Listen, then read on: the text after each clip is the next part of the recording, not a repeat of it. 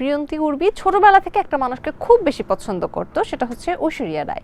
এত পছন্দ করতো যে নিজের নামও সে পরিবর্তন করে ফেলেছিল, প্রিয়ন্তী ঐশ্বরিয়া রায় উর্বি। ওই স্বপ্নটা এই যে হুট করে কিন্তু এখন সিরিয়াসই হয়ে গেছে বলা চলে। সে যা করে আপনিও তা করেন, অভিনয়।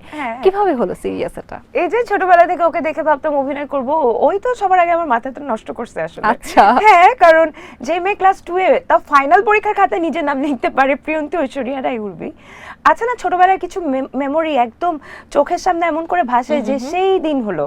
তো এই যে এই মেমোরিটা যে আমি আমার সেমিস্টার ফাইনালে খাতায় লিখছি প্রিয়ন্তী ঐশ্বরিয়া রায় উর্বি, এটা আমার কাছে মনে হয় কি আল্লাহ, এটা না সেই দিনের ঘটনা।